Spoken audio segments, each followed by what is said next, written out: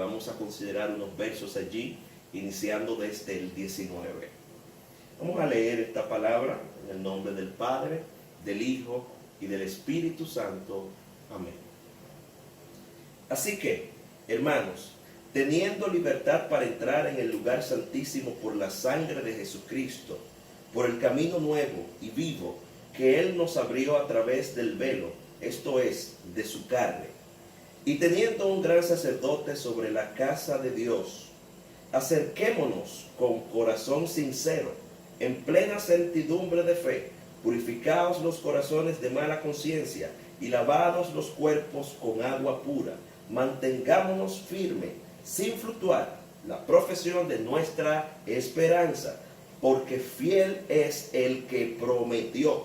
Y considerémonos unos a otros para estimularnos al amor y a la buena obra, no dejando de congregarnos como algunos tienen por costumbre, sino exhortándonos, y tanto más cuanto veis que aquel día se acerca. Vamos a orar al Señor en este momento. Padre, gracias por tu misericordia y tu bondad. Te pido, Señor, que nos des una palabra viva, una palabra vivificante en este tiempo que se requiere, Padre. Te lo pedimos en el nombre poderoso de Jesucristo. Amén y amén. En el libro de Hebreos, capítulo 10, encontramos algo muy particular. Y es que en los primeros versos podemos destacar que el escritor habla acerca del sistema de ley, básicamente imperante en el antiguo pacto, en el esquema veterotestamentario, en el Antiguo Testamento. Y allí, pues, el escritor en el verso 1, pues, relata la eficacia y la eficiencia de ese sistema. ¿Pero en qué consistía? Podemos decir que todo inicia cuando Adán peca, allá en el huerto del Edén. Como todos sabemos, ese fue el punto de partida para la separación de Dios y la raza humana. El hecho de que el hombre haya optado por seguir las instrucciones del mal, pues provocó la división entre Dios y su creación más perfecta, que ciertamente se considera el hombre. Después de esto, Dios no se rinde. Dios no lo deja de manera, pues, abierta a la separación permanente entre Él y su obra cumbre. No. Dios ahí mismo, pues, de una u otra manera, desata la profecía de que ciertamente Él y el hombre volverían a tener una relación cercana como en los primeros días. Y por eso se exhibe, pues, la declaración acerca de la serpiente y la mujer, donde declara, pues, que la simiente de la mujer, es decir, el fruto de la mujer, va a herir o iba a herir a la serpiente en la cabeza, y la serpiente a su vez lo iba a herir en el calcañar. Desde ahí inicia, pues, ese proceso de acercamiento. Luego vemos que la ley la recibe, pues, Moisés en el monte Oreb, monte de Dios, Sinaí, y allí, pues, se establece la ley mosaica. Y por años, por un largo tiempo, el pueblo hebreo debe regirse en el marco de dicha ley. Así que allí, pues, en ese lugar Moisés recibió las tablas de la instrucción, las tablas de la ley. Y allí pues también otros autores dicen que se puede llamar las tablas de la alianza, de la alianza de Dios con el pueblo judío. Así que allí la tradición judía, los teólogos, ¿no?, los rabinos, los maestros, pues amplían el espectro y dicen que no solamente fue la ley, sino que recibió la Torá Moisés. Ahora, lo más importante que debemos señalar es que en esa ley se especificaban todas las prácticas que el pueblo y sus líderes, en este caso el sumo sacerdote, debía practicar para expiar, para cubrir los pecados. Y pues se establece todo un sistema, todo un conjunto de procedimientos para lograr que esos pecados fuesen cubiertos y tener de una manera u otra un acercamiento con el Eterno. Porque sabemos claramente que todo lo que significa pecado trae consigo muerte, trae consigo separación de Dios. Dios no habita con el pecado, sí ama al pecador, porque es creación, pero no comparte, Dios no comparte la naturaleza del pecado, porque es contraria, es una antítesis a la esencia misma de Dios, que ciertamente tiene que ver con la vida.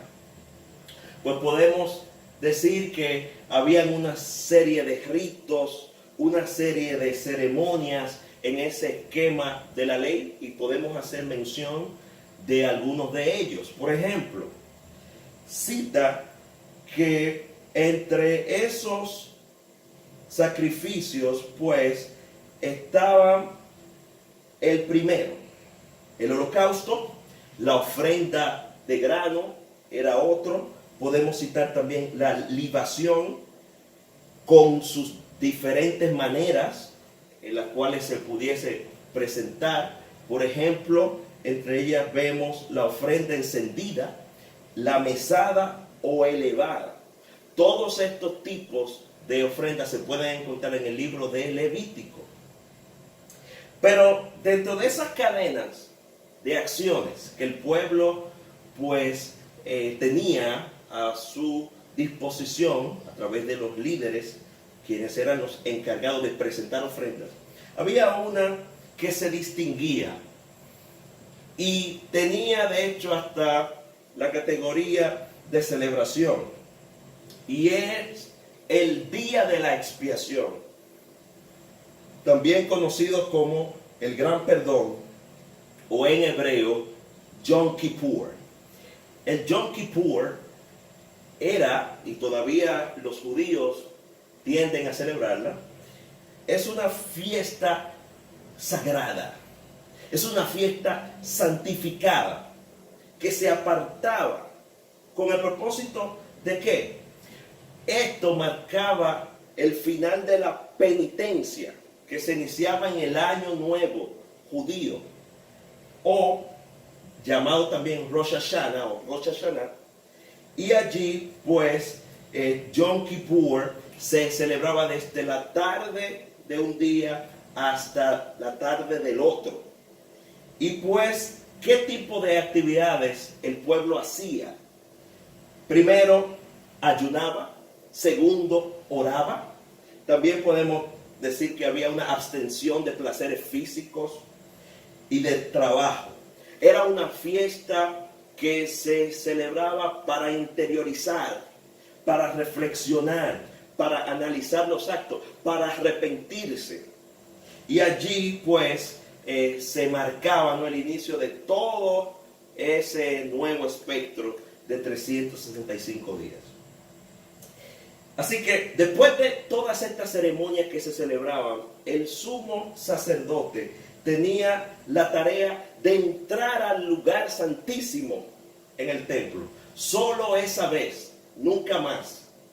Y allí, durante el año, claro está, Y allí, pues, el sumo sacerdote tenía que rociar sangre sobre el propiciatorio y delante del arca del pacto que representaba la presencia de Dios. Es decir, había una mezcla de sacrificio por un lado, simbolizado por la sangre en el propiciatorio, y que se hacía delante del arca del pacto, símbolo taxativo de la gloria de Dios, de la presencia del Dios Santo. Y allí pues el día de Yom Kippur era de humillación, era de arrepentimiento, y pues se hacía toda esa expiación de los pecados del pueblo a raíz de la caída. Ahora bien, yo quiero anunciar que a pesar de toda la celebración que se separaban algunos corderos y eran pues allí puestos para que el Señor a través de la muerte de los mismos pudiese perdonar los pecados cometidos durante todo el año por el liderazgo y por el pueblo, esto no era eficiente. Esa práctica no era trascendente. Y esto lo podemos ver en el libro de Hebreos en su capítulo 10 y verso 1, que dice: porque la ley, teniendo la sombra de los bienes venideros, no la imagen misma de las cosas, nunca puede, por los mismos sacrificios que se ofrecen continuamente cada año, hacer perfectos a los que se acercan. Es decir, la ley era solo una tipificación, una representación. Cuando se ponía ese cordero y se expiaba allí en el propiciatorio la sangre del mismo y estaba pues delante de la presencia de Dios, era solo un símbolo de un evento trascendental que iba a ocurrir por el bienestar de la humanidad, por el bienestar de América, de Europa, de Asia, de Oceanía, por el bienestar de la República Dominicana, por el bienestar de todos los países del mundo y por el bienestar nuestro. Ese sacrificio que se iba a ofrecer tenía algunas características que no contemplaba el sistema de la ley. Como leímos, este sistema simbolizaba lo que había de venir. Número 2, este sistema no podía hacer perfecto, es decir, no podía santificar de manera permanente a aquellos por los cuales se realizaba. Entonces, de manera que este sistema podría cubrir solo por un lapso, por un tiempo, los pecados, pero no los podía erradicar, no los podía eliminar. Y por consiguiente, mucha gente no podía cumplir con todos esos parámetros, no podía cumplir con todas esas exigencias y se estaba perdiendo. Sin embargo, Dios, quien creó al hombre, no para que se pierda, sino para que tenga vida, tomó decisión de poner fin a esa práctica, a ese sistema que no estaba logrando que la gente pudiese acercarse a él de manera puntual. Porque quiero decir que solamente el sumo sacerdote podía entrar en el lugar santísimo. Ningún trabajador del campo, ninguna mujer noble, ningún niño podía entrar a la presencia de Dios que estaba representada por el arca del pacto en ese lugar. Y entonces vemos que en el libro de Hebreos hay un dato interesante, un dato que debemos analizar, que debemos ver. Y dice específicamente en el verso 5: por eso, cuando Cristo vino al mundo, le dijo a Dios: no quisiste sacrificio de animales ni ofrendas por el pecado. Es decir, ya Dios había dicho: no quiero más sacrificio, no quiero ya más ofrendas que se quemen en el propiciatorio, que rocen la sangre, no. Y dijo: pero me has dado un cuerpo para ofrecer. Y dice en el verso 7, luego dije, aquí estoy, oh Dios, he venido a hacer tu voluntad, como está escrito acerca de mí en las Escrituras. Los profetas, todos escribieron acerca de un redentor, escribieron acerca de uno que iba a liberar al pueblo. Quizás el pueblo estaba pensando en un rey terrenal, pero ciertamente el plan que Dios tenía era Jesucristo para liberar del pecado, para liberar de la muerte, para liberar de aquella división que estaba allí, poniendo a la gente lejos de Dios. Hubo una decisión en el cielo, y es que nosotros a través de Jesucristo no estemos en condenación, no estemos bajo la atadura de la muerte, sino que seamos libres por su sacrificio. Bendigo el nombre de Jesucristo en este día. Y allí, pues Dios decide tomar su esencia. Y lo vemos en el libro de Hebreos 1. Dios, habiendo hablado muchas veces y de muchas maneras en otros tiempos a los padres por los profetas, en estos posteros días nos ha hablado por el Hijo, a quien constituyó heredero de todo y por quien asimismo hizo el universo, el cual siendo el resplandor de su gloria y la imagen misma de su sustancia, y quien sustenta todas las cosas por el poder de su palabra. Así que Dios mismo tomó la esencia de sí, la gloria de sí mismo, y la puso en un cuerpo, y ese cuerpo vino a la tierra a hacer una obra para ti, para mí, para mi casa, para tu casa, para nuestra generación. El sacrificio de Cristo es para nosotros, fue para nosotros. Y allí pues el libro de Colosenses 2:9 dice, porque en él habita corporalmente toda la plenitud de la deidad.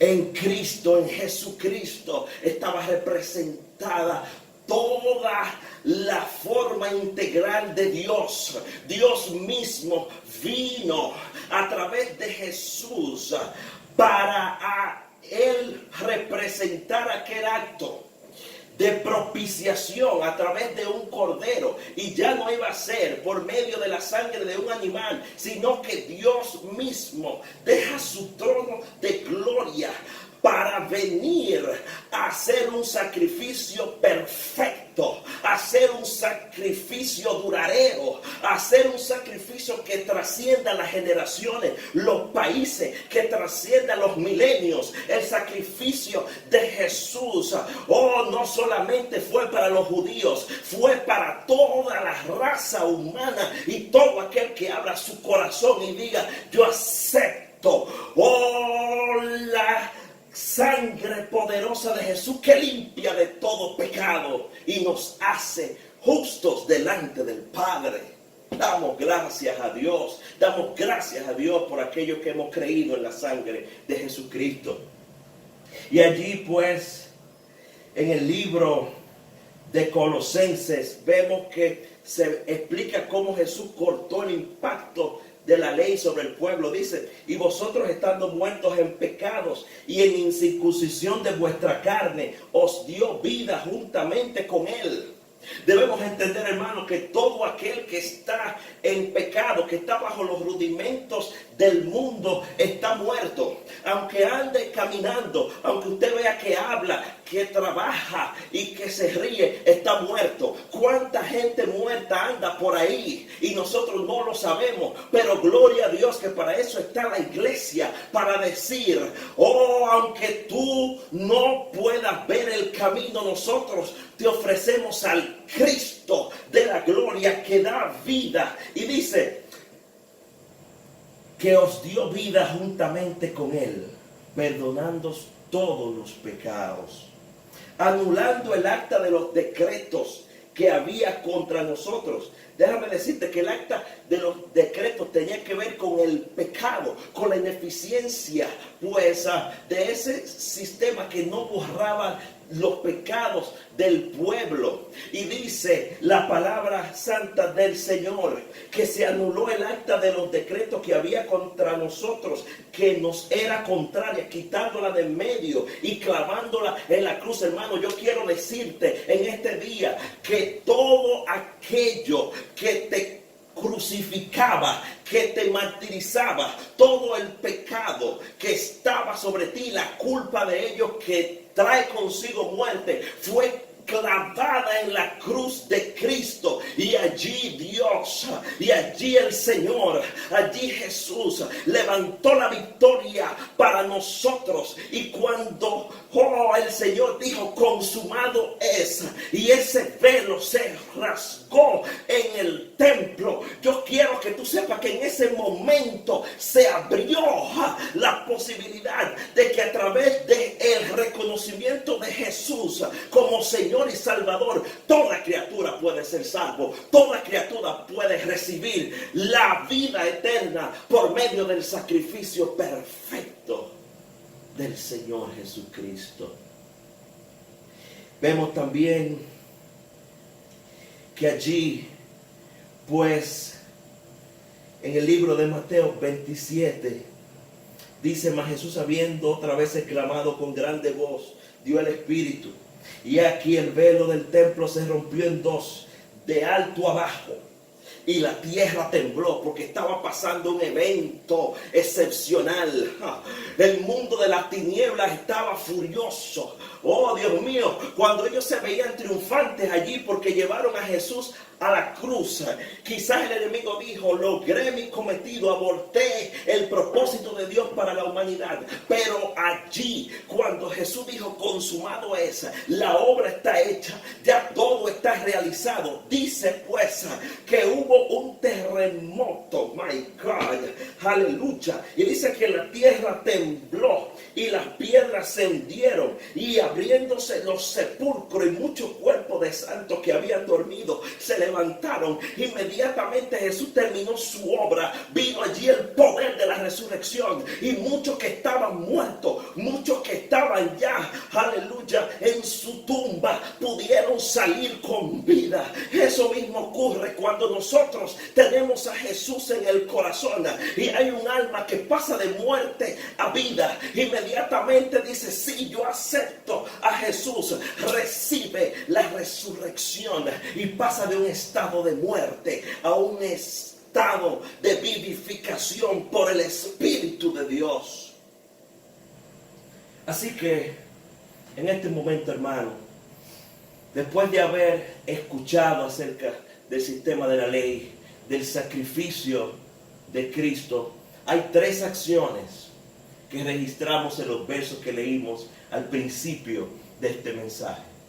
Número 1, debemos acercarnos a Dios. En este tiempo y siempre debemos estar próximo al Señor. Por eso dice el verso 19: así que, hermanos, teniendo libertad para entrar en el lugar santísimo por la sangre de Jesucristo. Es decir, antes, bajo el sistema de la ley, no podíamos entrar, dependíamos de un sacerdote. Sin embargo, por medio del sacrificio de Cristo, Él nos ha hecho, dice la Escritura, para Él reyes y sacerdotes. Y como tenemos esa condición, podemos entrar en la presencia de Dios sin necesidad de un intermediario ni de un sacrificio de animal. Segundo, en este tiempo debemos mantener la fe. Verso 23 dice: mantengamos firme, sin fluctuar, la profesión de nuestra esperanza, porque fiel es el que prometió.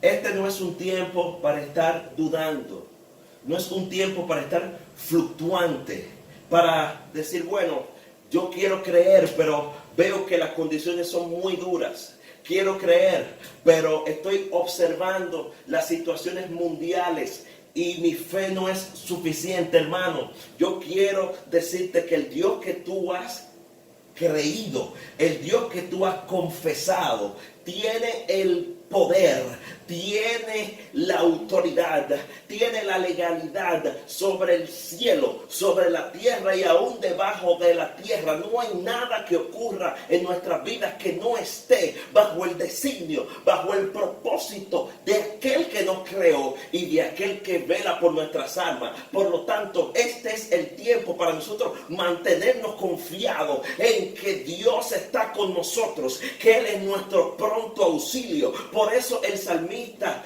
decía, aleluya, que él iba a mirar allá al horizonte, iba a mirar a los montes, de dónde vendrá su socorro, el socorro tuyo y el socorro mío viene del Señor que hizo los cielos y la tierra. Así que este es tiempo para crecer. Es momento para ensancharnos. Es momento para nosotros, pues, si estábamos quizás débiles, si estábamos quizás un poquito frío en la búsqueda espiritual, es para calentarnos. Ya tenemos el tiempo para orar, ya tenemos el tiempo para buscar, tenemos el tiempo para compartir nuestra fe. Compártela por medio de Facebook, compártela por medio de Instagram, compártela por medio de WhatsApp, o afirma y reafirma tu fe. Hoy todas las mañanas di: yo he creído en un Dios vivo, yo he creído en un Dios de poder, yo he creído en un Dios que hace milagros, en un Dios que va más allá de las épocas, más allá del tiempo, en un Dios que guarda, que protege, que salva, que liberta al cautivo. Y número 3, motivar unos a otros. Por eso la Nueva Traducción Viviente dice: pensemos en maneras de motivarnos unos a otros a realizar actos de amor y buenas acciones. Este es el momento, hermano, para que nosotros podamos estar unidos en el Espíritu, tener coinonía espiritual, más allá del contacto físico. Es un acuerdo, es un pacto, es una alianza en la cual usted debe establecer con sus hermanos y decir: aunque sea en tu casa y yo en la mía, nos vamos a poner de rodillas y vamos a presentar la tierra delante de Dios. Vamos a presentar la condición de nuestra sociedad delante de Dios. Y ciertamente esta es una oportunidad para que la iglesia salga fortalecida, para que el cuerpo de Cristo salga fortalecido. Es un tiempo propicio para crecer. Así que debemos hacer 3 cosas. Primero, acercarnos a Dios. Segundo, mantener nuestra fe. Y tercero, motivarnos unos a otros. Yo quiero hacer una oración en este tiempo. Acompáñame, por favor. Señor Jesús, te doy gracias por esta oportunidad que nos has dado de escuchar tu consejo. Te pedimos, Señor, que aumente nuestra fe, que nos acerques a ti, Señor, que tengamos el fervor para acercarnos a tu presencia y que podamos, Señor, compartir los unos a los otros. En el nombre poderoso de Jesús. Amén y amén. Dios te bendiga, Dios te guarde. Estaremos juntos en una próxima oportunidad. Es tiempo de gloria, es tiempo de vencer. El Señor ha hecho un solo sacrificio, santo, perpetuo, y nosotros pues podemos aferrarnos a la obra completa del Señor. Dios te bendiga.